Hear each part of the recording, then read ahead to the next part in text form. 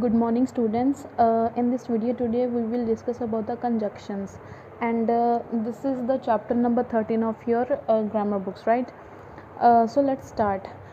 First, we should know what is a conjunction. Students, conjunction ਨੂੰ ਆਪਾਂ ਪੰਜਾਬੀ ਦੇ ਵਿੱਚ ਨਾ ਯੋਜਕ ਕਹਿ ਦਿੰਦੇ ਹਾਂ। ਯੋਜਕ ਦਾ ਮਤਲਬ ਉਹ ਹੁੰਦਾ ਆ ਜਿਹੜਾ ਦੋ ਸ਼ਬਦਾਂ ਨੂੰ, ਦੋ ਵਾਕਾਂ ਨੂੰ ਜਾਂ ਦੋ ਵਾਕਾਂ 'ਚ ਜਿਹੜੇ ਹੁੰਦੇ ਉਹਨਾਂ ਨੂੰ ਆਪਸ 'ਚ ਜੋੜਦਾ ਆ, ਠੀਕ ਹੈ।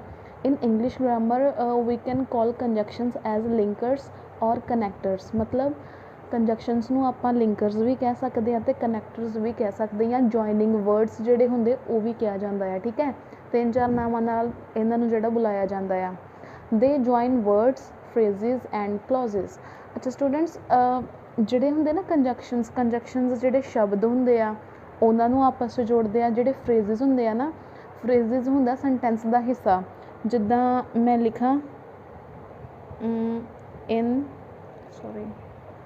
ਫੋਰ ਐਗਜ਼ਾਮਪਲ ਮੈਂ ਕਹਾਂ ਇਨ ਦਾ ਪਾਰਕ, ਔਨ ਦਾ ਟੇਬਲ, ਠੀਕ ਹੈ।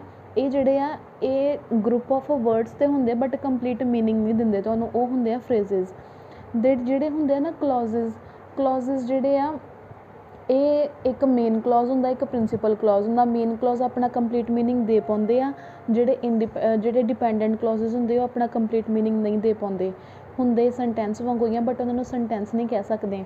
ਜਿਹੜਾ ਹੁੰਦਾ ਨਾ ਕੀ ਕਹਿੰਦੇ ਕਲੋਜ਼ਿਸ ਨਾ ਸੈਂਟੈਂਸ ਦਾ ਇੱਕ ਹਿੱਸਾ ਹੁੰਦਾ ਆ। ਸਬਜੈਕਟ ਪ੍ਰੈਡੀਕੇਟ ਇਹਨਾਂ ਦੇ ਵਿੱਚ ਹੁੰਦਾ ਬਟ ਉਹ ਪੂਰਾ ਮੀਨਿੰਗਫੁਲ ਨਹੀਂ ਹੁੰਦਾ, ਠੀਕ ਹੈ। ਇਸ ਤਰੀਕੇ ਨਾਲ ਆਪਾਂ ਕਲੋਜ਼ਿਸ ਨੂੰ ਸਮਝ ਸਕਦੇ ਹਾਂ। ਅੱਗੇ ਗੱਲ ਕਰ ਰਹੇ ਹਾਂ ਕਮਸ ਬਿਟਵੀਨ ਵਰਡਸ। ਜਿਹੜੇ ਕੰਜੰਕਸ਼ਨਸ ਹੁੰਦੇ ਆ ਨਾ ਉਹ ਦੋ ਵਰਡਸ ਨੂੰ ਜੋੜਦੇ ਆ ਅਤੇ ਮਤਲਬ ਦੋ ਵਰਡਸ ਦੇ ਵਿਚਕਾਰ ਆ ਸਕਦੇ ਆ, ਠੀਕ ਹੈ। ਇਨ ਦੀ ਬਿਗਿਨਿੰਗ ਆਫ ਦਾ ਸੈਂਟੈਂਸ ਤੁਸੀਂ ਕਈ ਕੰਜੰਕਸ਼ਨਸ ਵੇਖੇ ਹੋਣਗੇ। ਕਈ ਕੰਜੰਕਸ਼ਨ ਜ਼ਰੂਰੀ ਨਹੀਂ ਕਿ ਸੈਂਟੈਂਸ ਨੂੰ ਜੋੜਨ ਦਾ ਕੰਮ ਕਰਦੇ ਆ ਅਤੇ ਉਹ ਸੈਂਟੈਂਸ ਦੇ ਵਿਚਕਾਰ ਹੀ ਕੰਜੰਕਸ਼ਨਸ ਹੋਣ। ਕਈ ਕੰਜੰਕਸ਼ਨਸ ਜਿਹੜੇ ਆ ਸਟਾਰਟਿੰਗ ਵਿੱਚ ਵੀ ਆ ਜਾਂਦੇ, ਜਿੱਦਾਂ ਦੋ ਹੋ ਗਿਆ, ਸਿੰਸ ਹੋ ਗਿਆ, ਐਜ਼ ਹੋ ਗਿਆ, ਠੀਕ ਹੈ।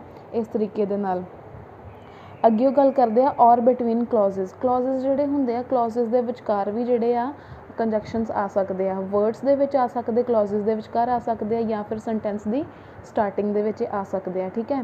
ਹੁਣ ਕੰਜੰਕਸ਼ਨਸ ਦੀਆਂ ਬੱਚੇ ਤਿੰਨ ਟਾਈਪਸ ਹੁੰਦੀਆਂ ਆ। First are the coordinating clauses, second is subordinating clauses and the last is correlative clauses, ਠੀਕ ਹੈ। ਥ੍ਰੀ ਟਾਈਪਸ ਹੋ ਗਈਆਂ, coordinating, subordinating and correlative clauses. Three types ਹੋ ਗਈਆਂ, ਠੀਕ ਹੈ। ਕੀ ਪੜ੍ਹਿਆ? ਕੰਜੰਕਸ਼ਨਸ ਜਿਹੜੇ ਉਹਨਾਂ ਨੂੰ ਆਪਾਂ ਜੁਆਇਨਿੰਗ ਵਰਡਸ, ਲਿੰਕਰਸ, ਕਨੈਕਟਰਸ ਕਹਿ ਦਿੰਦੇ ਹਾਂ। ਵਰਡਸ ਨੂੰ, ਫਰੇਜ਼ਿਸ ਅਤੇ ਕਲੋਜ਼ਿਸ ਨੂੰ ਜੁਆਇਨ ਕਰਦੇ ਆ, ਠੀਕ ਹੈ। ਵਰਡਸ ਸ਼ਬਦ ਹੁੰਦੇ ਆ, ਕਲੋਜ਼ਿਸ ਜਿਹੜੇ ਹੁੰਦੇ ਆ ਸੈਂਟੈਂਸ ਦਾ ਇੱਕ ਹਿੱਸਾ ਹੁੰਦਾ ਬਟ ਮੀਨਿੰਗ ਕੰਪਲੀਟ ਨਹੀਂ ਕਰਦੇ। For example in the park ਅਗਰ ਮੈਂ ਲਿਖਾਂ, ਠੀਕ ਹੈ, ਇਹ ਇੱਕ ਫਰੇਜ਼ ਆ, ਕੰਪਲੀਟ ਮੀਨਿੰਗ ਨਹੀਂ ਦੇ ਰਿਹਾ, ਨਾ ਇਹਦਾ ਕੋਈ ਸਬਜੈਕਟ ਹੈਗਾ ਆ ਅਤੇ ਨਾ ਕੁਛ ਹੋਰ ਹੈਗਾ ਆ, ਠੀਕ ਹੈ। ਵਰਬ ਵੀ ਨਹੀਂ ਹੈਗੀ, ਸਿੰਪਲੀ ਇੱਕ ਜਿੱਦਾਂ ਪ੍ਰੈਡੀਕੇਟ ਦਾ ਇੱਕ ਲਾਸਟ ਵਾਲਾ ਹਿੱਸਾ ਹੁੰਦਾ ਉਹ ਹੁੰਦਾ ਆ ਤੁਹਾਡਾ ਫਰੇਜ਼, ਠੀਕ ਹੈ। ਕਲੋਜ਼ਿਸ ਜਿਹੜੇ ਦੋ ਤਰ੍ਹਾਂ ਦੇ ਹੁੰਦੇ ਆ, ਇੱਕ ਹੁੰਦਾ ਆ ਮੇਨ ਅਤੇ ਇੱਕ ਹੁੰਦਾ ਆ ਡਿਪੈਂਡੈਂਟ ਕਲੋਜ਼, ਠੀਕ ਹੈ। ਡਿਪੈਂਡੈਂਟ ਕਲੋਜ਼ ਹੁੰਦਾ ਆ ਇਹ ਆਪਣਾ ਕੰਪਲੀਟ ਮੀਨਿੰਗ ਇਕੱਲਿਆਂ ਦੇ ਦਿੰਦਾ ਆ ਅਤੇ ਜਦ ਕਿ ਇਹਨੂੰ ਇਹਦੇ ਉੱਪਰ ਨਿਰਭਰ ਰਹਿਣਾ ਪੈਂਦਾ ਆ ਆਪਣਾ ਮੀਨਿੰਗ ਨੂੰ ਕੰਪਲੀਟ ਕਰਨ ਦੇ ਲਈ, ਠੀਕ ਹੈ। ਕਲੋਜ਼ਿਸ ਜਿਹੜੇ ਹੁੰਦੇ ਆ ਸੈਂਟੈਂਸ ਦੀ ਤਰ੍ਹਾਂ ਹੁੰਦੇ ਆ ਬਟ ਇਹਨੂੰ ਸੈਂਟੈਂਸ ਕੰਸੀਡਰ ਨਹੀਂ ਕਰ ਸਕਦੇ। ਸਬਜੈਕਟ ਪ੍ਰੈਡੀਕੇਟ ਦੋਵੇਂ ਹੁੰਦੇ ਆ but it is not completely meaningful, all right, ਠੀਕ ਹੈ। ਨੈਕਸਟ ਆਪਾਂ ਪੜ੍ਹਿਆ ਆ ਕਿ ਜਿਹੜੇ ਕੰਜੰਕਸ਼ਨਸ ਆ ਸੈਂਟੈਂਸ ਦੇ ਵਿਚਕਾਰ ਵੀ ਆ ਸਕਦੇ, ਵਰਡਸ ਨੂੰ ਜੋੜ ਸਕਦੇ ਆ ਬਟ ਆਪਾਂ ਇਹ ਵੀ ਕਹਿ ਸਕਦੇ ਹਾਂ ਕਿ ਸਟਾਰਟਿੰਗ ਦੇ ਵਿੱਚ ਵੀ ਕਈ ਕੰਜੰਕਸ਼ਨਸ ਜਿਹੜੇ ਆ ਉਹ ਆ ਜਾਂਦੇ ਆ, ਠੀਕ ਹੈ। ਇਸ ਤਰੀਕੇ ਨਾਲ ਦੈਨ ਉਹਦੀਆਂ ਟਾਈਪਸ ਪੜ੍ਹੀਆਂ। Let's move on to the types. The first one is the coordinating conjunctions। coordinating conjunctions ਜਿਹੜੇ ਕੀ ਹੁੰਦੇ ਆ, join words, clauses of equal rank। ਕਹਿੰਦੇ ਕਿ ਜਿਹੜੇ ਹੁੰਦੇ ਆ ਨਾ coordinating conjunctions ਇਹ ਦੋ words ਨੂੰ, clauses ਨੂੰ ਜਿਹੜੇ equal rank ਦੇ ਹੁੰਦੇ ਆ, ਠੀਕ ਹੈ, ਉਹਨਾਂ ਨੂੰ ਜਿਹੜਾ ਜੋੜਦੇ ਆ। Its clauses are meaningful after breaking up. ਜਿਹੜੇ ਹੁਣ ਜਿੱਦਾਂ ਮੰਨ ਲਓ ਕਿ ਦੋ ਕਲੋਜ਼ਿਸ ਨੂੰ ਇਹਨੇ ਕੋਆਰਡੀਨੇਟਿੰਗ ਕਲੋਜ਼ ਨੇ ਜੋੜਿਆ, ਠੀਕ ਹੈ। ਅਗਰ ਇਸ ਕਲੋਜ਼ ਨੂੰ ਆਪਾਂ ਰਿਮੂਵ ਵੀ ਕਰ ਦਾਂਗੇ ਨਾ ਅਤੇ ਇਹ ਵਾਲਾ ਕਲੋਜ਼ ਅਤੇ ਇਹ ਵਾਲਾ ਕਲੋਜ਼ ਇਹ ਦੋਵੇਂ ਜਿਹੜੇ ਆਪਣਾ ਮੀਨਿੰਗ ਜਿਹੜਾ ਕਲੀਅਰ ਰੱਖ ਸਕਦੇ ਆ। ਇਹ ਵੀ ਇਕੱਲਾ ਆ ਸਕਦਾ, ਇਹ ਵੀ ਇਕੱਲਾ ਆ ਸਕਦਾ ਆ ਅਤੇ ਇਹਨਾਂ ਦਾ ਜਿਹੜਾ ਮੀਨਿੰਗ ਹੋਏਗਾ ਨਾ ਪੂਰਾ ਸਹੀ ਹੋਏਗਾ, ਠੀਕ ਹੈ। ਇਹ ਨਹੀਂ ਕਿ ਇਹਨੇ ਦੂਸਰੇ 'ਤੇ ਡਿਪੈਂਡੈਂਟ ਕਰਨਾ, ਜਿੱਦਾਂ ਆਪਾਂ ਪੜ੍ਹਿਆ ਮੇਨ 'ਤੇ ਡਿਪੈਂਡੈਂਟ ਕਲੋਜ਼ ਹੁੰਦੇ, ਠੀਕ ਹੈ। ਇਹ ਦੋਵੇਂ ਆਪਣੇ ਆਪ ਦੇ ਵਿੱਚ ਕੰਪਲੀਟ ਰਹਿੰਦੇ ਆ, ਮੀਨਿੰਗ ਕਲੀਅਰ ਰੱਖਦੇ ਆ, ਠੀਕ ਹੈ। ਇਹਦਾ ਮਤਲਬ ਇਹ ਸੀਗਾ। ਹੁਣ ਕੋਆਰਡੀਨੇਟਿੰਗ ਕੰਜੰਕਸ਼ਨਸ ਨੂੰ ਲਰਨ ਕਰਨ ਦੇ ਲਈ ਨਾ ਇੱਕ ਟ੍ਰਿਕ ਆ, that is the fan voice. ਇਹ ਜਿਹੜੇ 7 ਕੰਜੰਕਸ਼ਨਸ ਆ ਮੇਨਲੀ ਇਹੀ ਯੂਜ਼ ਹੁੰਦੇ ਆ ਕੋਆਰਡੀਨੇਟਿੰਗ ਕੰਜੰਕਸ਼ਨਸ ਦੇ ਵਿੱਚ। The first one is for, and, nor, but, or, yet and so. ਹੁਣ ਫॉर ਦਾ ਮਤਲਬ ਹੁੰਦਾ ਲਈ ਯੂਜ਼ਡ ਫॉर ਅ ਰੀਜ਼ਨ। ਜਦੋਂ ਆਪਾਂ ਕੋਈ ਚੀਜ਼ ਦਾ ਕਾਰਨ ਦੱਸਣਾ ਹੋਊਗਾ ਨਾ ਉਦੋਂ ਆਪਾਂ ਯੂਜ਼ ਕਰਾਂਗੇ ਫॉर, ਠੀਕ ਹੈ। Next is the and. A ਤੋਂ ਬਣਦਾ ਐਂਡ, ਇਹਦਾ ਮਤਲਬ ਹੁੰਦਾ ਅਤੇ, ਯੂਜ਼ਡ ਫॉर ਐਡੀਸ਼ਨ। ਮਤਲਬ ਕਿ ਕੋਈ ਚੀਜ਼ ਆਪਾਂ ਜਦੋਂ ਐਡ ਅਪ ਕਰਨੀ ਆ, ਠੀਕ ਹੈ, ਜਦੋਂ ਆਪਾਂ ਐਡ ਕਰਨੀ ਕੋਈ ਚੀਜ਼ ਤੇ ਉਦੋਂ ਆਪਾਂ ਯੂਜ਼ ਕਰਦੇ ਆ ਐਂਡ, ਠੀਕ ਹੈ। ਰਾਮ ਐਂਡ ਸ਼ਾਮ ਆਰ ਪਲੇਇੰਗ ਇਨ ਦਾ ਪਾਰਕ, ਠੀਕ ਹੈ, ਐਵੇਂ ਕਰਕੇ। ਨੌਰ ਨਹੀਂ ਤਾਂ, ਨੌਰ ਦਾ ਮਤਲਬ ਹੁੰਦਾ ਕੋਈ ਚੀਜ਼ ਨਹੀਂ ਆ ਜਿਹੜੀ, ਠੀਕ ਹੈ। ਇੱਥੇ ਡਿਸਟੰਕਸ਼ਨ ਦਾ ਮਤਲਬ ਹੁੰਦਾ ਵਾ ਕੋਈ ਚੀਜ਼ ਜਿਹੜੀ ਆ ਜਦੋਂ ਆਪਾਂ ਅਲੱਗ ਕਰ ਦਿੰਦੇ ਹਾਂ, ਠੀਕ ਹੈ, ਉੱਥੇ ਆਪਾਂ ਕਹਿ ਦਿੰਦੇ ਹਾਂ ਡਿਸਜੰਕਸ਼ਨ। ਹੁਣ ਜਿਹੜੀ ਹੁੰਦਾ ਨਾ ਨੌਰ ਵਰਡ, ਇਹ ਜ਼ਿਆਦਾਤਰ ਜਿਹੜੀ ਹੈ ਵਰਬ ਹੁੰਦੀ ਨਾ ਪੋਜ਼ੀਟਿਵ ਵਰਬ ਦੇ ਅੱਗੇ ਆਉਂਦਾ ਆ, ਠੀਕ ਹੈ। ਜਿੱਦਾਂ ਮੈਂ ਕਹਾਂ she does not like them nor John does, ਮਤਲਬ ਕਿ ਉਹ ਉਹਨੂੰ ਪਸੰਦ ਨਹੀਂ ਕਰਦੀ ਅਤੇ ਉਸ ਦੇ ਨਾਲ ਨਾਲ ਜੌਨ ਵੀ ਨਹੀਂ ਕਰਦਾ, ਨਹੀਂ ਜਾਂ ਨਹੀਂ, ਠੀਕ ਹੈ। ਕੁਝ ਵੀ ਆਪਾਂ ਨਾ ਹੀ, ਨੌਰ ਦਾ ਮਤਲਬ ਇੱਥੇ ਇਹੀ ਹੁੰਦਾ ਆ। ਇਕੱਲਾ ਸਿੰਪਲੀ ਤੁਸੀਂ ਨਾ ਵੀ ਇਹਨੂੰ ਕਹਿ ਸਕਦੇ ਹੋ, ਮਤਲਬ ਨੈਗੇਟਿਵ ਸੈਂਸ ਦੇ ਵਿੱਚ ਆਪਾਂ ਨੌਰ ਵਰਡ ਜਿਹੜਾ ਯੂਜ਼ ਕਰ ਸਕਦੇ ਹਾਂ, ਠੀਕ ਹੈ। Next is the but. But ਦਾ ਮਤਲਬ ਤੁਹਾਨੂੰ ਪਤਾ ਹੀ ਹੋਣਾ ਸਾਰਿਆਂ ਨੂੰ, ਜਿਹਨੂੰ ਆਪਾਂ ਪੰਜਾਬੀ 'ਚ ਪਰ ਕਹਿ ਦਿੰਦੇ ਹਾਂ। ਕੰਟਰਾਸਟ, ਜਦੋਂ ਕੋਈ ਸਿਚੁਏਸ਼ਨ ਉਲਟ ਹੋਵੇ ਨਾ ਉਦੋਂ ਆਪਾਂ ਯੂਜ਼ ਕਰਨਾ ਆ ਬਟ, ਠੀਕ ਹੈ। ਅੱਗੇ ਹੈਗਾ ਆ ਔਰ ਹੁੰਦਾ ਜਾਂ, ਯੂਜ਼ਡ ਫॉर ਆਪਸ਼ਨ। ਜਦੋਂ ਸਾਡੇ ਸਾਹਮਣੇ ਦੋ ਚੀਜ਼ਾਂ ਪਈਆਂ ਆ ਜਾਂ ਦੋ ਸਿਚੁਏਸ਼ਨ ਜਾਂ ਦੋ ਹਾਲਾਤ ਪਏ ਆ, ਉਹਨਾਂ 'ਚ ਆਪਾਂ ਕੀ ਕਰਨਾ ਆ ਔਰ ਲਗਾ ਦੇਣਾ, ਠੀਕ ਹੈ। ਕੁਐਸਚਨ ਪੇਪਰ ਦੇ ਵਿੱਚ ਤੁਹਾਨੂੰ ਜਿੱਦਾਂ ਦੋ ਸਟੇਟਮੈਂਟਸ ਦਿੱਤੀਆਂ ਹੁੰਦੀਆਂ ਔਰ ਲਿਖਿਆ ਹੁੰਦਾ ਨਾ ਜਾਂ ਕਰ ਲਓ, ਠੀਕ ਹੈ, ਉਸ ਤਰੀਕੇ ਨਾਲ ਔਰ ਯੂਜ਼ ਹੁੰਦਾ। ਯੈਟ ਦਾ ਮਤਲਬ ਹੁੰਦਾ ਪਰ ਜਾਂ ਫਿਰ ਵੀ, ਯੂਜ਼ਡ ਫॉर ਕੰਟਰਾਸਟ। ਸਿਮਿਲਰਲੀ ਕੋਈ ਚੀਜ਼ ਉਲਟ ਵਾ ਨਾ ਉਹਦੇ, ਜਿੱਦਾਂ ਮੰਨ ਲਓ ਕਿ ਸ਼ੀ ਟਰਾਈਜ਼ ਆਲ ਹਿਜ਼ ਟ੍ਰਿਕਸ, ਮਤਲਬ ਕਿ ਉਹਨੇ ਉਹਦੀਆਂ ਸਾਰੀਆਂ ਟ੍ਰਿਕਸ ਟਰਾਈ ਕੀਤੀਆਂ ਬਟ ਸ਼ੀ ਫੇਲਡ, ਪਰ ਫਿਰ ਵੀ ਉਹ ਹਾਰ ਗਈ। ਯੈਟ ਸ਼ੀ ਫੇਲਡ ਜਾਂ ਬਟ ਸ਼ੀ ਫੇਲਡ, ਯੈਟ ਅਤੇ ਬਟ ਦੋਵੇਂ ਕੰਟਰਾਸਟ ਨੂੰ ਸ਼ੋ ਕਰਦੇ, ਇੱਕ ਦੂਜੇ ਦੀ ਜਗ੍ਹਾ ਯੂਜ਼ ਹੋ ਜਾਂਦੇ ਆ, ਠੀਕ ਹੈ। ਯੈਟ ਵੀ ਆ ਸਕਦਾ ਅਤੇ ਬਟ ਵੀ ਆ ਸਕਦਾ, ਮਤਲਬ ਇਹ ਦੋਵੇਂ ਚੀਜ਼ਾਂ ਕੰਟਰਾਸਟ ਸ਼ੋ ਕਰ ਰਹੀਆਂ ਆ, ਠੀਕ ਹੈ, ਅਤੇ ਉਹਦਾ ਮਤਲਬ ਵੀ ਸਿਮਿਲਰ ਹੋ ਜਾਂਦਾ ਫਿਰ। ਨੈਕਸਟ ਇਜ਼ ਦਾ ਸੋ ਦਾ ਮਤਲਬ ਤੁਹਾਨੂੰ ਵੀ ਪਤਾ ਆ, ਸੋ ਇਸ ਕਰਕੇ ਪੰਜਾਬੀ 'ਚ ਵੀ ਆਪਾਂ ਸੋ ਹੀ ਕਹਿ ਦਿੰਦੇ ਹਾਂ, ਠੀਕ ਹੈ। ਯੂਜ਼ਡ ਫॉर ਰਿਜ਼ਲਟ, ਜਦੋਂ ਕਿਸੇ ਚੀਜ਼ ਦਾ ਰਿਜ਼ਲਟ ਸਾਨੂੰ ਪਤਾ ਲੱਗਦਾ ਉਦੋਂ, ਠੀਕ ਹੈ, ਜਾਂ ਆਪਾਂ ਰਿਜ਼ਲਟ ਦੱਸਣਾ ਹੋਵੇ, ਠੀਕ ਹੈ। ਇਸ ਤਰੀਕੇ ਦੇ ਨਾਲ ਇਹ ਵਾਲੇ ਜਿਹੜੇ ਫੈਨ ਬॉयਜ਼ ਵਾਲੇ ਜਿਹੜੇ ਕੰਜੰਕਸ਼ਨਸ ਆ ਇਹਨਾਂ ਨੂੰ ਯਾਦ ਕਰ ਸਕਦੇ ਹੋ। ਐਗਜ਼ਾਮਪਲ ਜਿੱਦਾਂ ਹੈਗੀ ਆ she is very healthy and active, ਠੀਕ ਹੈ। ਐਂਡ ਇੱਕ ਕੰਜੰਕਸ਼ਨ ਆ ਜਿਹਨੇ ਇਹਨਾਂ ਦੋ ਵਰਡਸ ਨੂੰ ਐਡ ਕੀਤਾ। ਅੱਛਾ, ਇੱਕ ਚੀਜ਼ ਉੱਪਰ ਪੁਆਇੰਟ ਦੇ ਵਿੱਚ ਰਹਿ ਗਈ ਕਲੀਅਰ ਕਰਨ ਵਾਲੀ, join two words clauses of equal rank. ਬੱਚੇ ਇੱਥੇ ਇਕੁਅਲ ਰੈਂਕ ਦਾ ਮਤਲਬ ਪਤਾ ਕੀ ਆ, ਗ੍ਰਾਮਰ ਜਿਹੜੀ ਆ ਨਾ, ਗ੍ਰਾਮਰ ਦੇ ਵਿੱਚ ਤੋਂ ਤੁਸੀਂ ਕੀ ਆ ਨਾਊਨ ਪੜ੍ਹਿਆ, ਐਡਜੈਕਟਿਵ, ਐਡਵਰਬ, ਕਈ ਚੀਜ਼ਾਂ ਪੜ੍ਹੀਆਂ, ਠੀਕ ਹੈ, ਉਹ ਰੈਂਕ ਦੀ ਗੱਲ ਕਰਦੇ ਪਏ ਆ। ਹੁਣ ਜਿੱਦਾਂ ਆਹ ਸੈਂਟੈਂਸ ਵਿੱਚ ਲਿਖਿਆ ਵਾ ਹੈਲਦੀ ਐਂਡ ਐਕਟਿਵ, ਇੱਥੋਂ ਪਤਾ ਚੱਲਦਾ ਪਿਆ ਆ ਐਡਜੈਕਟਿਵ ਯਾਨੀ ਵਿਸ਼ੇਸ਼ਤਾ ਦਾ, ਕਿ ਕੋਈ ਚੀਜ਼ ਹੈਲਦੀ ਵੀ ਆ ਅਤੇ ਐਕਟਿਵ ਵੀ ਆ, ਯਾਨੀ ਦੋ ਐਡਜੈਕਟਿਵਸ ਜੁੜੇ ਹੋਏ ਆ, ਠੀਕ ਹੈ। ਜਿੱਦਾਂ ਹੁਣ ਸੈਂਟੈਂਸ ਮੈਂ ਬੋਲਾਂ he worked hard and passed, worked ਕੀਤਾ ਗਿਆ ਯਾਨੀ ਵਰਕਿੰਗ ਜਿਹੜੀ ਹਾਰਡ ਕੀਤੀ ਗਈ, ਇੱਕ ਕੰਮ ਕੀਤਾ ਗਿਆ, ਅਤੇ ਪਾਸਡ ਯਾਨੀ ਦੋ ਵਰਬਸ ਜਿਹੜੀਆਂ ਉਹਨਾਂ ਨੂੰ ਆਪਸ 'ਚ ਜੋੜ ਦਿੱਤਾ ਗਿਆ। ਇਕੁਅਲ ਰੈਂਕ ਦਾ ਮਤਲਬ ਇੱਥੇ ਇਹ ਹੈ ਕਿ ਵਰਬਸ ਨੂੰ ਜੋੜਨਾ, ਐਡਜੈਕਟਿਵਸ ਨੂੰ ਜੋੜਨਾ, ਨਾਊਨਸ ਨੂੰ ਜੋੜਨਾ। ਰਾਮ ਐਂਡ ਸ਼ਾਮ ਆਰ ਪਲੇਇੰਗ, ਠੀਕ ਹੈ, ਯਾਨੀ ਦੋ ਨਾਊਨਸ ਜੁੜ ਗਏ ਐਂਡ ਦੇ ਨਾਲ, ਠੀਕ ਹੈ। ਇੱਥੇ ਇਹਦਾ ਮਤਲਬ ਇਕੁਅਲ ਰੈਂਕ ਦਾ ਇਹ ਵਾਲਾ ਆ, ਯਾਨੀ ਗ੍ਰਾਮਰ ਦੀ ਸੈਂਸ ਵਿੱਚ, ਠੀਕ ਹੈ। And this is all about the coordinating conjunctions. Next is the subordinating conjunctions. What are subordinating conjunctions? Join main and subordinating clauses. Subordinating ਦਾ ਮਤਲਬ ਹੁੰਦਾ ਵਾ ਜਿਹੜੀ ਚੀਜ਼ ਇੱਕ ਸੁਪੀਰੀਅਰ ਚੀਜ਼ ਤੋਂ ਥੋੜ੍ਹੀ ਨੀਚੇ ਵਾਲੀ ਹੁੰਦੀ ਆ, ਠੀਕ ਹੈ। ਇੱਥੇ ਗੱਲ ਕਰਦੇ ਪਏ ਆ ਕਿ ਇਹ ਮੇਨ ਕਲੌਜ਼ ਅਤੇ ਸਬਆਰਡੀਨੇਟਿੰਗ ਕਲੌਜ਼ ਜਿਹੜਾ ਹੁੰਦਾ ਇਹਨਾਂ ਦੋਵਾਂ ਨੂੰ ਜੋੜਦੇ ਆ, ਠੀਕ ਹੈ। ਤੁਹਾਨੂੰ ਮੈਂ ਕਲੌਜ਼ ਦਾ ਪਹਿਲਾਂ ਵੀ ਦੱਸਿਆ ਵਾ ਕਿ ਇਹਦੇ ਦੇ ਵਿੱਚ ਇੱਕ ਸਬਜੈਕਟ ਅਤੇ ਪ੍ਰੈਡੀਕੇਟ ਦੋਵੇਂ ਹੁੰਦੇ ਆ, ਠੀਕ ਹੈ। ਸਬਜੈਕਟ ਕੰਮ ਕਰਨ ਵਾਲਾ ਅਤੇ ਬਾਕੀ ਬਚਦਾ ਹਿੱਸਾ ਜਿਹੜਾ ਇਨਫੋਰਮੇਸ਼ਨ ਦਿੰਦਾ ਐਕਸ਼ਨ ਬਾਰੇ, ਉਹ ਤੁਹਾਡਾ ਪ੍ਰੈਡੀਕੇਟ ਹੁੰਦਾ ਆ, ਠੀਕ ਹੈ। ਸਬਜੈਕਟ ਪ੍ਰੈਡੀਕੇਟ ਦੋਵੇਂ ਹੁੰਦੇ ਆ ਬਟ ਕੁਝ ਹੱਦ ਤੱਕ ਇਹ ਮੀਨਿੰਗਫੁਲ ਨਹੀਂ ਹੁੰਦਾ, ਠੀਕ ਹੈ। ਮੀਨਿੰਗਫੁਲ ਜਿਹੜਾ ਇਟਸ ਨੋਟ ਮੀਨਿੰਗਫੁਲ, ਠੀਕ ਹੈ। ਹੁਣ ਸੈਂਟੈਂਸ ਦਾ ਹਿੱਸਾ ਹੁੰਦਾ ਸਬਜੈਕਟ ਪ੍ਰੈਡੀਕੇਟ ਹੁੰਦਾ, ਬਟ ਜਿਹੜਾ ਮੀਨਿੰਗ ਪੂਰਾ ਕੰਪਲੀਟ ਨਹੀਂ ਦੇ ਪਾਉਂਦਾ। ਕਿਉਂ ਨਹੀਂ ਦੇ ਪਾਉਂਦਾ? ਦੋ ਦੀ ਗੱਲ ਕੀਤੀ ਹੈ, ਇੱਕ ਮੇਨ ਕਲੌਜ਼ ਇੱਕ सबऑर्डिनेटिंग ਕਲੌਜ਼। ਮੇਨ ਕਲੌਜ਼ ਆਪਣਾ ਕਲੀਅਰ ਕਰ ਦਿੰਦਾ ਆ ਮੀਨਿੰਗ, ਬਟ सबऑर्डिनेटिंग ਕਲੌਜ਼ ਨਹੀਂ ਕਰ ਪਾਉਂਦਾ। सबऑर्डिनेटिंग ਦਾ ਮਤਲਬ ਮੈਂ ਤੁਹਾਨੂੰ ਪਹਿਲਾਂ ਵੀ ਦੱਸਿਆ, ਜਿਹੜਾ ਸੁਪੀਰੀਅਰ ਨਾ ਹੋਵੇ, ਥੋੜ੍ਹਾ ਸੁਪੀਰੀਅਰ ਤੋਂ ਨੀਚੇ ਵਾਲੇ ਜਿਹੜਾ ਰੈਂਕ ਹੁੰਦਾ ਉਹ ਹੁੰਦਾ ਆ, ਠੀਕ ਹੈ। ਹੁਣ ਅਗਰ ਮੈਂ ਐਗਜ਼ਾਮਪਲ ਤੁਹਾਨੂੰ ਦੇਵਾਂ, he failed because he did not work hard. He failed ਜਿਹੜਾ ਵਾ ਨਾ, ਉਹ ਤੁਹਾਡਾ ਮੇਨ ਕਲੌਜ਼ ਆ, ਕਿ ਮਤਲਬ ਉਹ ਫੇਲ ਹੋ ਗਿਆ, ਠੀਕ ਹੈ। ਕਿਉਂ ਫੇਲ ਹੋ ਗਿਆ? Because he did not work hard.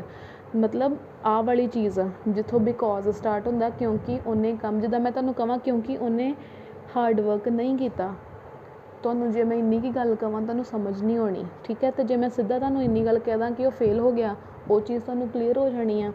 ਮਤਲਬ ਇਹੀ ਆ ਕਿ ਜਿਹੜਾ ਬਿਕੋਜ਼ ਵਰਡ ਆ ਨਾ, ਕੰਜੰਕਸ਼ਨ ਜਿਹੜਾ ਵਾ ਉਹ ਇਹਨਾਂ ਨੂੰ ਜੋੜ ਕੇ ਕੰਪਲੀਟ ਇੱਕ ਸੈਂਟੈਂਸ ਬਣਾ ਰਿਹਾ ਆ। ਮੇਨ ਕਲੌਜ਼ ਨੇ ਆਪਣਾ ਮੀਨਿੰਗ ਹੀ ਫੇਲਡ ਕਲੀਅਰ ਕਰ ਦੇਣਾ ਆ, ਬਟ ਜੇ ਮੈਂ ਇਕੱਲਾ ਤੁਹਾਨੂੰ ਬੋਲਾਂ because he did not work hard, ਉਹ ਤੁਹਾਨੂੰ ਸਮਝ ਨਹੀਂ ਆਉਣਾ। ਇਹੀ ਦੋ ਚੀਜ਼ਾਂ ਜਿਹੜੀਆਂ ਵਾ सबऑर्डिनेटिंग ਕਲੌਜ਼ ਅਤੇ ਮੇਨ ਕਲੌਜ਼ ਦੇ ਵਿੱਚ ਹੁੰਦੀਆਂ ਆ, ਠੀਕ ਹੈ। ਮੇਨ ਕਲੌਜ਼ ਨੂੰ ਆਪਾਂ ਪ੍ਰਿੰਸੀਪਲ ਕਲੌਜ਼ ਵੀ ਕਹਿ ਦਿੰਦੇ ਹਾਂ, सबऑर्डिनेटिंग ਕਲੌਜ਼ ਨੂੰ सबऑर्डिनेटिंग ਕਹਿ ਸਕਦੇ ਹਾਂ, ਜਾਂ ਡਿਪੈਂਡੈਂਟ ਕਲੌਜ਼ ਕਹਿ ਸਕਦੇ ਹਾਂ, ਠੀਕ ਹੈ। ਅੱਗੇ ਉਹ ਪੁਆਇੰਟ ਅੱਗੇ ਗੱਲ ਕਰਦੇ ਹਾਂ ਆਪਾਂ, ਉਹਨਾਂ ਨੇ ਕਿਹਾ ਹੈ clauses can't stand alone are of unequal rank. ਮਤਲਬ ਅਨਈਕੁਅਲ ਰੈਂਕ ਦਾ ਮਤਲਬ ਗ੍ਰਾਮਰ ਦੇ ਵਿੱਚ ਜਿਹੜੇ ਮੈਂ ਤੁਹਾਨੂੰ ਅੱਗੇ ਵੀ ਦੱਸਿਆ ਵਾ ਕਿ ਇੱਕ ਦੇ ਵਿੱਚ ਜਿੱਦਾਂ ਵਰਬ ਹੈਗੀ ਆ ਅਤੇ ਅਗਲੇ ਦੇ ਵਿੱਚ ਕੁਛ ਨਾ ਕੁਛ ਜਿਹੜਾ ਵਾ ਉਹ ਨਹੀਂ ਹੋਊਗਾ। ਜਿੱਦਾਂ ਇਹ 'ਚ ਹੀ ਫੀਲਡ ਵਿੱਚ ਸਬਜੈਕਟ ਵਾ ਅਤੇ ਵਰਬ ਆ, ਠੀਕ ਹੈ। ਅੱਗੇ ਜਾ ਕੇ ਵੇਖੀਏ ਤਾਂ ਓਬਜੈਕਟ ਨਹੀਂ ਹੁੰਦਾ ਹੈਗਾ, ਉਹ ਓਬਜੈਕਟ ਜਿਹੜਾ ਜਾ ਕੇ ਅੱਗੇ ਹੁੰਦਾ ਆ, ਠੀਕ ਹੈ। ਕਹਿੰਦੇ ਕਲੌਜ਼ਿਜ਼ ਜਿਹੜੇ ਆ ਉਹ ਅਲੋਨਲੀ ਸਟੈਂਡ ਨਹੀਂ ਕਰ ਸਕਦੇ, ਮਤਲਬ ਇਕੱਲੇ ਸਟੈਂਡ ਨਹੀਂ ਕਰ ਸਕਦੇ ਹੈਗੇ, ਅਤੇ ਅਨਈਕੁਅਲ ਰੈਂਕ ਦੇ ਹੁੰਦੇ ਗ੍ਰਾਮੈਟੀਕਲੀ, ਠੀਕ ਹੈ। ਜਿਹੜੀ ਚੀਜ਼ ਮੇਨ ਕਲੌਜ਼ 'ਚ ਹੋਊਗੀ ਉਹ ਜਿਹੜੀ ਆ सबऑर्डिनेटिंग 'ਚ ਨਹੀਂ ਹੋਊਗੀ, ਜੋ सबऑर्डिनेटिंग ਕਲੌਜ਼ 'ਚ ਹੋਊਗੀ ਮੇਨ ਕਲੌਜ਼ 'ਚ ਨਹੀਂ ਹੋਊਗੀ। ਬਟ ਸਟਿਲ ਫਿਰ ਵੀ ਮੇਨ ਕਲੌਜ਼ ਆਪਣੀ ਗੱਲ ਕਲੀਅਰ ਕਰ ਦਿੰਦਾ ਆ, ਜਦ ਕਿ ਜਿਹੜਾ ਦੂਸਰਾ ਹੁੰਦਾ ਉਹ ਨਹੀਂ ਕਰ ਪਾਉਂਦਾ। ਸੋ ਕਹਿਣ ਦਾ ਮਤਲਬ ਕਿ ਕਲੌਜ਼ਿਜ਼ ਜਿਹੜੇ ਆ ਉਹ ਇਕੱਲੇ ਨਹੀਂ ਆ ਸਕਦੇ, ਆਪਣਾ ਮੀਨਿੰਗ ਇਕੱਲਾ ਕਲੀਅਰ ਨਹੀਂ ਕਰ ਸਕਦੇ, ਠੀਕ ਹੈ। Only main clause is meaningful. ਬਸ ਉਹੀ ਗੱਲ ਆ ਗਈ ਕਿ ਮੇਨ ਕਲੌਜ਼ ਹੀ ਮੀਨਿੰਗਫੁਲ ਹੋਊਗਾ ਭਾਵੇਂ ਉਹ ਇਕੱਲਾ ਆ ਜੇ, ਪਰ ਕਹਿੰਦੇ ਜਿਹੜਾ सबऑर्डिनेटिंग ਕਲੌਜ਼ ਆ ਉਹ ਜਿਹੜਾ ਵਾ ਆਪਣਾ ਇਕੱਲਾ ਨਹੀਂ ਆ ਸਕਦਾ, ਆਪਣਾ ਮੀਨਿੰਗ ਕਲੀਅਰ ਆ ਕੇ ਇਕੱਲਾ ਨਹੀਂ ਕਲੀਅਰ ਕਰ ਸਕਦਾ, ਠੀਕ ਹੈ। ਹੁਣ ਅੱਗੇ ਜਿਹੜੇ ਦਿੱਤੇ ਹੋਏ ਆ ਨਾ, ਫਸਟ ਹੈਗਾ ਆ ਕੰਡੀਸ਼ਨ ਦੇ ਹਿਸਾਬ ਨਾਲ ਕਿਹੜੇ सबऑर्डिनेटिंग ਕਲੌਜ਼ ਹੁੰਦੇ ਆ। ਕੰਡੀਸ਼ਨ ਦਾ ਮਤਲਬ ਹੁੰਦਾ ਜਦੋਂ ਕੋਈ ਸ਼ਰਤ ਰੱਖੀ ਜਾਂਦੀ ਆ ਕਿਸੇ ਸਿਚੁਏਸ਼ਨ 'ਚ। ਇਫ ਦਾ ਮਤਲਬ ਹੁੰਦਾ ਜੇ, ਠੀਕ ਹੈ। ਜਿੱਦਾਂ ਮੈਂ ਐਗਜ਼ਾਮਪਲ ਦੇਵਾਂ, if you go there in time he will meet you, ਕਿ ਅਗਰ ਤੁਸੀਂ ਟਾਈਮ ਨਾਲ ਉੱਥੇ ਜੇ ਤੁਸੀਂ ਟਾਈਮ ਨਾਲ ਉੱਥੇ ਜਾਓਗੇ ਤਾਂ ਸ਼ਾਇਦ ਉਹ ਤੁਹਾਨੂੰ ਮਿਲ ਪਵੇ, ਇਫ ਦਾ ਮਤਲਬ, ਠੀਕ ਹੈ। ਅਨਲੈਸ ਦਾ ਜੇ, ਅਨਲੈਸ ਆਪਾਂ ਉਦੋਂ ਲਗਾਉਂਦੇ ਹਾਂ, ਵੈਸੇ ਇਹਦਾ ਮੀਨਿੰਗ ਹੁੰਦਾ ਜੇ ਨਹੀਂ, ਠੀਕ ਹੈ। ਅਨਲੈਸ ਉਦੋਂ ਲਗਾਇਆ ਜਾਂਦਾ ਵਾ ਜਦੋਂ ਦੋਵੇਂ ਸਿਚੁਏਸ਼ਨਸ ਜਿਹੜੀਆਂ ਵਾ ਡਿਫਰੈਂਟ ਹੋਣ। Unless she worked hard she will not pass, ਮਤਲਬ ਕਿ ਉਹ ਜਿਹੜੀ ਆ ਜਿੰਨਾ ਚਿਰ ਵਰਕ ਹਾਰਡ ਨਹੀਂ ਕਰੇਗੀ ਉਹ ਪਾਸ ਨਹੀਂ ਹੋਵੇਗੀ, ਠੀਕ ਹੈ। ਨੈਕਸਟ ਹੈਗਾ ਕੰਪੈਰੀਜ਼ਨ। ਕੰਪੈਰੀਜ਼ਨ ਦਾ ਮਤਲਬ ਹੁੰਦਾ ਆ ਕਿ ਕਿਸੇ ਦੋ ਚੀਜ਼ਾਂ ਨੂੰ ਕੰਪੇਅਰ ਕਰਨਾ, ਤੁਲਨਾ ਕਰਨੀ, ਠੀਕ ਹੈ। ਨੋਟ ਸੋ ਅਤੇ ਅੱਗੇ ਕੁਛ ਆਪਾਂ ਲਿਖਾਂਗੇ ਅਤੇ ਫਿਰ ਐਜ਼ ਲਾਵਾਂਗੇ, ਠੀਕ ਹੈ। ਇਹ ਜਿਹੜੀਆਂ ਮਤਲਬ ਜਿਹੜੇ ਮੈਂ ਡੋਟ ਲਗਾਏ ਇਹਨਾਂ ਦਾ ਮਤਲਬ ਬਲੈਂਕ ਆ, ਯਾਨੀ ਇੱਥੇ ਕੁਛ ਵਰਡ ਪਹਿਲਾਂ ਆਊਗਾ ਫਿਰ ਜਾ ਕੇ ਐਜ਼ ਲੱਗੂਗਾ। ਨੋਟ ਸੋ ਐਜ਼, ਠੀਕ ਹੈ। ਜਿੱਦਾਂ ਮੈਂ ਕਹਾਂ ਨਾ, ਉਹਦੇ ਜਿੰਨੀ ਗੱਲ ਨਹੀਂ ਹੈਗੀ ਜਿੱਦਾਂ ਮੈਂ ਕਹਾਂ, ਉਹ ਚੀਜ਼ ਇੱਥੇ ਆ ਜਾਂਦੀ note so as. As dash as, ਜਿੱਦਾਂ ਮੈਂ ਕਹਾਂ ਐਜ਼ ਇੰਟੈਲੀਜੈਂਟ ਐਜ਼, ਠੀਕ ਹੈ, ਕਿ ਇੱਕ ਇੰਟੈਲੀਜੈਂਟ ਆ ਅਤੇ ਦੂਜਾ ਉਹਦੇ ਤਰੀਕੇ ਨਾਲ ਇੰਟੈਲੀਜੈਂਟ ਆ। She is as intelligent as her brother, ਕਿ ਉਹ ਜਿੱਦਾਂ ਉਹਦਾ ਬ੍ਰਦਰ ਇੰਟੈਲੀਜੈਂਟ ਉੱਦਾਂ ਉਹ ਇੰਟੈਲੀਜੈਂਟ ਆ। ਦੈਨ ਦਾ ਤਾਂ ਤੁਹਾਨੂੰ ਪਤਾ ਹੀ ਆ, ਤੋਂ, ਠੀਕ ਹੈ। ਮਤਲਬ ਜਦੋਂ ਆਪਾਂ ਤੁਲਨਾ ਕਰਦੇ ਹਾਂ, ਠੀਕ ਹੈ, ਸ਼ੀ ਇਜ਼ ਟੋਲਰ ਦੈਨ ਮੀ, ਇੱਦਾਂ ਕਰਕੇ। ਕੰਟਰਾਸਟ ਜਿਹੜਾ ਹੁੰਦਾ ਨਾ, ਕੰਟਰਾਸਟ ਦਾ ਤੁਹਾਨੂੰ ਪਤਾ ਕਿ ਜਦੋਂ ਦੂਸਰੇ ਦੀ ਚੀਜ਼ ਉਲਟ ਹੁੰਦੀ ਆ, ਠੀਕ ਹੈ। ਆਲਦੋ, ਯੈਟ ਦਾ ਮਤਲਬ, ਆਲਦੋ ਮਤਲਬ ਭਾਵੇਂ, ਯੈਟ ਦਾ ਮਤਲਬ ਫਿਰ ਵੀ। ਈਵਨ ਦੋ ਦਾ ਮਤਲਬ ਬਾਵਜੂਦ। ਮੈਂ ਜਿੱਦਾਂ ਕਹਾਂ ਇਸ ਦੇ ਬਾਵਜੂਦ ਵੀ ਉਹ ਇਹ ਕੰਮ ਨਹੀਂ ਕਰ ਪਾਇਆ, ਈਵਨ ਦੋ, ਠੀਕ ਹੈ। ਈਵਨ ਇਫ, ਫਿਰ ਵੀ ਜੇ, ਠੀਕ ਹੈ। ਨੈਕਸਟ, ਜਦੋਂ ਆਪਾਂ ਕੋਈ ਕਾਰਨ ਦੱਸਣਾ ਹੋਵੇ ਉਦੋਂ ਜਿਹੜੇ ਕੰਜੰਕਸ਼ਨ ਯੂਜ਼ ਹੁੰਦੇ ਆ ਉਹ ਹੁੰਦੇ ਆ ਬਿਕੋਜ਼, ਜਿਹਦਾ ਮਤਲਬ ਹੁੰਦਾ ਕਿਉਂਕਿ। ਐਜ਼ ਅਤੇ ਸਿੰਸ ਜਿਹੜੇ ਆ ਨਾ, ਜਦੋਂ ਆਪਾਂ ਰੀਜ਼ਨ ਦੇ ਲਈ ਵਰਤਦੇ ਆ ਨਾ ਸਿੰਸ ਨੂੰ ਟਾਈਮ ਦੇ ਲਈ ਵਰਤੋ ਅਤੇ ਤੋਂ ਮਤਲਬ ਬਣਦਾ ਆ। ਜੇ ਮੈਂ ਰੀਜ਼ਨ ਲਈ ਵਰਤ ਰਹੀ ਹਾਂ ਅਤੇ ਉਹਦਾ ਮਤਲਬ ਜਿਵੇਂ ਬਣਦਾ ਆ, ਠੀਕ ਹੈ। ਅਤੇ ਫੋਰ ਦਾ ਮਤਲਬ ਇੱਥੇ ਕਿਉਂਕਿ ਬਣ ਜਾਣਾ, ਠੀਕ ਹੈ। ਜਦੋਂ ਵੱਖੋ ਵੱਖਰੇ ਸਿਚੁਏਸ਼ਨ 'ਚ ਆਪਾਂ ਵੱਖੋ ਵੱਖਰੇ ਕੰਜੰਕਸ਼ਨਸ ਨੂੰ ਯੂਜ਼ ਕਰਦੇ ਹਾਂ ਤਾਂ ਉਹਨਾਂ ਦਾ ਮੀਨਿੰਗ ਵੀ ਚੇਂਜ ਹੋ ਜਾਂਦਾ ਆ, ਠੀਕ ਹੈ। ਨੈਕਸਟ ਹੈਗਾ ਪਰਪਸ। ਪਰਪਸ ਦਾ ਮਤਲਬ ਹੁੰਦਾ ਉਦੇਸ਼, ਕਿ ਇਹ ਕੰਮ ਕਿਉਂ ਕੀਤਾ ਗਿਆ, ਠੀਕ ਹੈ। ਸੋ ਦੈਟ ਦਾ ਮਤਲਬ ਹੁੰਦਾ ਤਾਂ ਜੋ। ਇਨ ਆਰਡਰ ਦੈਟ ਦਾ ਮਤਲਬ ਤਾਂ ਕਿ। ਲੈਸਟ ਵਰਡ ਉਦੋਂ ਯੂਜ਼ ਕਰਨਾ ਜਦੋਂ ਤੁਸੀਂ ਕੋਈ ਖਤਰਾ ਜਾਂ ਕੋਈ ਰਿਸਕ ਜਿਹੜਾ ਉਹਨੂੰ ਅਵੋਇਡ ਕਰ ਰਹੇ ਹੋਵੋਗੇ, ਠੀਕ ਹੈ। ਜਿੱਦਾਂ ਮੈਂ ਤੁਹਾਨੂੰ ਐਗਜ਼ਾਮਪਲ ਦੇਵਾਂ, he worked hard lest he should fail, ਠੀਕ ਹੈ। ਮਤਲਬ ਕਿ ਉਹਨੂੰ ਵਰਕ ਹਾਰਡ ਕਰਨਾ ਪੈਣਾ, ਨਹੀਂ ਤਾਂ ਉਹ ਫੇਲ ਹੋ ਜਾਏਗਾ, ਠੀਕ ਹੈ। ਇੱਦਾਂ ਇਸ ਤਰੀਕੇ ਦੇ ਨਾਲ। ਜਿੱਦਾਂ ਹੋਰ ਮੈਂ ਕਹਿ ਸਕਦੀ ਹਾਂ, don't be late lest you will be fined. Late ਨਾ ਹੋਇਓ, ਨਹੀਂ ਤਾਂ ਤੁਹਾਨੂੰ ਫਾਈਨ ਜਿਹੜਾ ਦੇਣਾ ਪਏਗਾ, ਠੀਕ ਹੈ। ਅੱਗੇ ਹੈਗਾ ਰਿਜ਼ਲਟ। ਰਿਜ਼ਲਟ ਦਾ ਮਤਲਬ ਹੁੰਦਾ ਕਿ ਕੀ ਉਹਦਾ ਰਿਜ਼ਲਟ ਨਿਕਲਣਾ ਸਿੱਟਾ, ਕਿ ਕੀ ਕੰਸੀਕੁਐਂਸਿਸ ਹੋਣਗੇ। ਸੋ ਦੈਟ ਮੀਨਸ ਤਾਂ ਜੋ। ਸੱਚ ਦਾ ਮਤਲਬ ਹੁੰਦਾ ਇਵੇਂ ਦੀ ਚੀਜ਼, ਉਵੇਂ ਦੇ ਲੋਕ, ਸੱਚ ਉਦੋਂ ਵਰਤਦੇ ਹਾਂ, ਅਤੇ ਦੈਟ ਦਾ ਮਤਲਬ ਕੀ ਹੁੰਦਾ ਆ, ਠੀਕ ਹੈ। Next is the manner. Manner ਦੇ ਲਈ ਜਿਹੜੇ ਯੂਜ਼ ਕੀਤੇ ਜਾਂਦੇ ਆ, ਦੋ ਹੈਗੇ ਆ, as and the other is like. ਦੋਵਾਂ ਦਾ ਮਤਲਬ ਹੁੰਦਾ ਜਿਵੇਂ, ਠੀਕ ਹੈ। Next is place. ਪਲੇਸ ਦਾ ਮਤਲਬ ਹੁੰਦਾ ਜਗ੍ਹਾ। ਪਲੇਸ ਲਈ ਆਪਾਂ ਦੋ ਵਰਡਸ ਇੱਥੇ ਯੂਜ਼ ਕਰ ਰਹੇ ਹਾਂ, where, wherever. Where means ਕਿੱਥੇ, ਵੇਅਰ ਐਵਰ ਮੀਨਸ ਜਿੱਥੇ ਕਿਤੇ ਵੀ, ਠੀਕ ਹੈ। ਟਾਈਮ ਦੇ ਲਈ ਜਿਹੜੇ ਯੂਜ਼ ਕਰਨੇ, ਵੈਨ, ਆਫਟਰ, ਬਿਫੋਰ। ਇਹਨਾਂ ਦਾ ਮਤਲਬ ਤਾਂ ਤੁਹਾਨੂੰ ਪਤਾ ਹੀ ਆ। ਵਾਈਲ ਦਾ ਮਤਲਬ ਜਦੋਂ, ਵਾਈਲ ਉਦੋਂ ਯੂਜ਼ ਕਰਨਾ ਜਦੋਂ ਦੋ ਐਕਸ਼ਨ ਇੱਕੋ ਸਮੇਂ ਹੋ ਰਹੇ ਹੋਣ, ਠੀਕ ਹੈ। ਅੰਟਿਲ ਉਦੋਂ ਤੱਕ, ਠੀਕ ਹੈ, ਐਕਸੈਕਟਰਾ। ਇਹ ਸਾਰੀਆਂ ਚੀਜ਼ਾਂ ਜਿਹੜੀਆਂ ਟਾਈਮ ਨੂੰ ਡੋਨੇਟ ਕਰਦੀਆਂ ਆ। Next are the correlative conjunctions. It join two sentences or phrases in a groups. ਦੋ ਸੈਂਟੈਂਸਿਸ ਜਾਂ ਫਰੇਜ਼ਿਸ ਨੂੰ ਆਪਸ 'ਚ ਜੋੜਦੇ ਆ, ਅਤੇ ਯੂਜ਼ਡ ਇਨ ਪੇਅਰਸ। ਮਤਲਬ ਦੋ ਜਿਹੜੇ ਆ ਨਾ ਵਰਡਸ ਕੰਜੰਕਸ਼ਨਸ, ਉਹ ਇਕੱਠੇ ਹੀ ਆਉਂਦੇ ਪੇਅਰਸ ਵਿੱਚ, ਯਾਨੀ ਪੇਅਰਸ ਮੀਨਸ ਜੋੜਿਆਂ 'ਚ ਆਉਂਦੇ ਆ। ਜਿਵੇਂ ਆਈਦਰ ਔਰ, ਬੋਥ ਐਂਡ, ਨਾਈਦਰ ਨੋਰ। ਇਸ ਤਰੀਕੇ ਨਾਲ ਹੋਰ ਕਾਫੀ ਆ। ਆਈਦਰ ਅਤੇ ਔਰ ਜਿਹੜਾ ਵਾ ਨਾ, ਚੋਇਸ ਨੂੰ ਦੱਸਦਾ, ਜਦੋਂ ਦੋ ਚੋਇਸਿਸ ਤੁਹਾਨੂੰ ਦਿੱਤੀਆਂ ਜਾਣ, ਠੀਕ ਹੈ। ਜਿੱਦਾਂ ਲਾਸਟ ਇੱਕ ਸੈਂਟੈਂਸ ਇਹਦੇ ਨਾਲ ਰਿਲੇਟਿਡ ਆ, ਆਈਦਰ ਓਬੇ ਮਾਈ ਆਰਡਰਸ ਔਰ ਲੀਵ ਦਿਸ ਜੋਬ, ਠੀਕ ਹੈ। ਜਾਂ ਤਾਂ ਮੇਰੇ ਆਰਡਰਸ ਨੂੰ ਫੋਲੋ ਕਰ ਲਓ, ਅਤੇ ਜਾਂ ਜਿਹੜਾ ਵਾ ਤੁਹਾਨੂੰ ਇਹ ਜੋਬ ਛੱਡਣੀ ਪੈਣੀ ਆ। ਚੋਇਸ ਦਿੱਤੀ ਗਈ ਆ ਦੋ, ਠੀਕ ਹੈ। Next both and to emphasize. ਕੋਈ ਚੀਜ਼ ਨੂੰ ਜਦੋਂ ਆਪਾਂ ਹਾਈਲਾਈਟ ਕਰਨਾ ਹੋਵੇ ਜਾਂ ਜ਼ੋਰ ਦੇ ਕੇ ਦੱਸਣਾ ਹੋਵੇ, ਠੀਕ ਹੈ, ਉਦੋਂ ਆਪਾਂ ਬੋਥ ਬੋਲ ਦਿੰਦੇ ਹਾਂ, ਠੀਕ ਹੈ। ਜਿੱਦਾਂ ਮੈਂ ਕਹਾਂ, ਸ਼ੀ ਇਜ਼ ਬੋਥ ਕਲੈਵਰ ਐਂਡ ਪ੍ਰਿਟੀ। ਮਤਲਬ ਉਹ ਚਲਾਕ ਵੀ ਆ ਅਤੇ ਸੋਹਣੀ ਵੀ ਆ, ਠੀਕ ਹੈ। ਨੈਕਸਟ ਇਜ਼ ਨਾਈਦਰ ਅਤੇ ਨੌਰ। ਨਾਈਦਰ ਅਤੇ ਨੌਰ ਜਿਹੜਾ ਵਾ ਐਕਸਪ੍ਰੈਸ ਚੋਇਸਿਸ ਨੈਗੇਟਿਵਲੀ। ਜਦੋਂ ਆਪਾਂ ਦੋ ਚੋਇਸਿਸ 'ਤੇ ਦਈਏ ਪਰ ਉਹ ਦੋਵੇਂ ਨੈਗੇਟਿਵ ਹੀ ਹੋਣ, ਠੀਕ ਹੈ। ਜਿੱਦਾਂ ਇੱਕ ਸੈਂਟੈਂਸ ਹੈਗਾ ਵਾ, ਨਾਈਦਰ ਹੀ ਨੌਰ ਹਿਜ਼ ਬ੍ਰਦਰ ਵਾਜ਼ ਸਕਸੈਸਫੁਲ। ਨਾ ਤਾਂ ਉਹ ਅਤੇ ਨਾ ਹੀ ਉਹਦਾ ਭਰਾ ਜਿਹੜੇ ਆ ਸਫਲ ਹੋਏ ਆ। ਮਤਲਬ ਦੋ ਚੋਇਸਿਸ ਦੀ ਅਗਰ ਮੈਂ ਗੱਲ ਕਰ ਰਹੀ ਹਾਂ ਇੱਥੇ, ਅਤੇ ਦੋ ਆਪਾਂ ਪਰਸਨਸ ਦੀ ਜਿੱਦਾਂ ਮੈਂ ਗੱਲ ਕਰ ਰਹੀ ਹਾਂ, ਸੇਮ ਚੀਜ਼ ਆ। ਨਾ ਉਹਦਾ ਭਰਾ ਅਤੇ ਨਾ ਹੀ ਉਹ ਜਿਹੜਾ ਵਾ ਸਕਸੈਸਫੁਲ ਹੋਏ, ਠੀਕ ਹੈ, ਇਸ ਤਰੀਕੇ ਨਾਲ। ਨੈਕਸਟ ਹੈਗਾ ਆ note only but also. Note only ਦਾ ਮਤਲਬ ਇਹੀ ਨਹੀਂ, ਬਟ ਆਲਸੋ ਦਾ ਮਤਲਬ ਪਰ ਨਾਲ ਹੀ। ਮਤਲਬ ਦੋ, ਟੂ ਹਾਈਲਾਈਟ ਸਮਥਿੰਗ, ਕਿਸੇ ਚੀਜ਼ ਨੂੰ ਹਾਈਲਾਈਟ ਕਰਨਾ। ਜਿੱਦਾਂ ਮੈਂ ਕਹਾਂ, ਹੀ is not only honest but also kind, ਕਿ ਮਤਲਬ ਉਹ ਓਨੈਸਟ ਵੀ ਆ ਅਤੇ ਕਾਇੰਡ ਵੀ ਆ। ਦੋ ਕੁਆਲਿਟੀਜ਼ ਨੂੰ ਮੈਂ ਹਾਈਲਾਈਟ ਕਰਕੇ ਬੋਲਿਆ। ਨੈਕਸਟ ਹੈਗਾ ਨੋਟ ਅਤੇ ਬਟ। ਨੋਟ ਮੀਨਸ ਨਹੀਂ, ਬਟ ਮੀਨਸ ਪਰ। ਜਦੋਂ ਆਪਾਂ ਕਿਸੇ ਸਿਚੁਏਸ਼ਨ ਦਾ ਕੰਟਰਾਸਟ ਦੱਸਣਾ ਹੋਵੇ, ਉਲਟ ਵਾ ਕੋਈ ਚੀਜ਼ ਹੈ ਨਾ, ਉਦੋਂ ਆਪਾਂ ਨੋਟ ਅਤੇ ਬਟ ਯੂਜ਼ ਕਰਨਾ। ਸੱਚ ਦੈਟ, ਇਵੇਂ ਜਿਵੇਂ ਕਿ ਫੋਰ ਰਿਜ਼ਲਟ।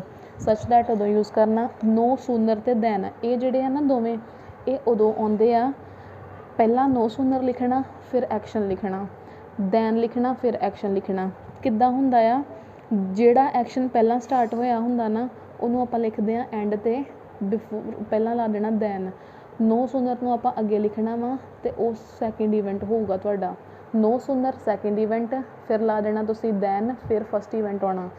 ਕਹਿਣ ਦਾ ਮਤਲਬ ਹੈ ਕਿ ਨੋ ਸੂਨਰ ਦੈਨ ਉਦੋਂ ਯੂਜ਼ ਕਰਦੇ immediately one event starts after the other. ਜਦੋਂ ਇੱਕ ਇਵੈਂਟ ਸਟਾਰਟ ਹੋਇਆ ਅਤੇ ਉਸ ਤੋਂ ਬਾਅਦ ਦੂਜਾ ਸਟਾਰਟ ਹੋ ਗਿਆ, ਉਦੋਂ ਆਪਾਂ ਇਹ ਦੋ ਚੀਜ਼ਾਂ ਯੂਜ਼ ਕਰਦੇ, ਨੋ ਸੂਨਰ ਅਤੇ ਦੈਨ, ਠੀਕ ਹੈ। ਮੈਂ ਤੁਹਾਨੂੰ ਐਗਜ਼ਾਮਪਲ ਜਿੱਦਾਂ ਦੇ ਦਾਂ, no sooner that it began to rain than we ran into the house, ਕਿ ਅਸੀਂ ਜਿਹੜਾ ਵਾ ਹਾਊਸ ਵੱਲ ਨੂੰ ਚਲੇ ਗਏ ਜਾਂ ਦੌੜ ਗਏ। ਕਦੋਂ ਦੌੜ ਗਏ, ਜਦੋਂ ਬਾਰਿਸ਼ ਸਟਾਰਟ ਹੋਈ, ਠੀਕ ਹੈ। ਮਤਲਬ ਉਹਦੇ ਆਉਣ ਦੇ ਨਾਲ, ਠੀਕ ਹੈ। ਮਤਲਬ ਆਪਾਂ ਭੱਜ ਗਏ ਅਤੇ ਉਸ ਤੋਂ ਬਾਅਦ ਜਲਦੀ ਹੀ ਜਿਹੜਾ ਵਾ ਬਾਰਿਸ਼ ਹੋਣੀ ਸਟਾਰਟ ਹੋ ਗਈ। ਇਸ ਤਰੀਕੇ ਨਾਲ ਤੁਸੀਂ ਇਸ ਚੀਜ਼ ਨੂੰ ਸਮਝ ਸਕਦੇ ਹੋ, ਨੋ ਸੂਨਰ ਅਤੇ ਦੈਨ ਨੂੰ, ਥੋੜ੍ਹਾ ਜਿਹਾ ਕੰਪਲੀਕੇਟਿਡ ਆ ਬਟ ਸਮਝੋਗੇ ਤਾਂ ਸਮਝ ਆ ਜਾਏਗੀ, ਠੀਕ ਹੈ। ਨੈਕਸਟ ਹੈਗਾ ਐਜ਼ ਅਤੇ ਐਜ਼ ਦਾ ਮਤਲਬ ਜਦੋਂ ਆਪਾਂ ਕੰਪੈਰੀਜ਼ਨ ਕਰਨਾ ਹੋਵੇ, ਠੀਕ ਹੈ, ਦੋ ਚੀਜ਼ਾਂ ਦੀ ਤੁਲਨਾ ਕਰਨੀ ਹੋਵੇ ਜਾਂ ਦੋ ਪਰਸਨਸ ਦੀ ਤੁਲਨਾ ਕਰਨੀ ਹੋਵੇ ਰੈਦਰ ਦੈਨ ਚੋਇਸ। ਜਦੋਂ ਆਪਾਂ ਦੋ ਚੀਜ਼ਾਂ ਨੂੰ ਜਿਹੜਾ ਚੁਣਨਾ ਹੋਵੇ ਕਿ ਮੈਂ ਆਹ ਚੀਜ਼ ਨਹੀਂ ਕਰਨੀ, ਇਸ ਦੀ ਬਜਾਏ ਮੈਂ ਆਹ ਕਰੂੰਗੀ, ਉਦੋਂ ਮੈਂ ਕਹਿਣਾ ਰੈਦਰ ਦੈਨ, ਠੀਕ ਹੈ। So this is all about your this session about conjunctions. if you find any problem then you can message me or you can call me, okay. I hope you like the video.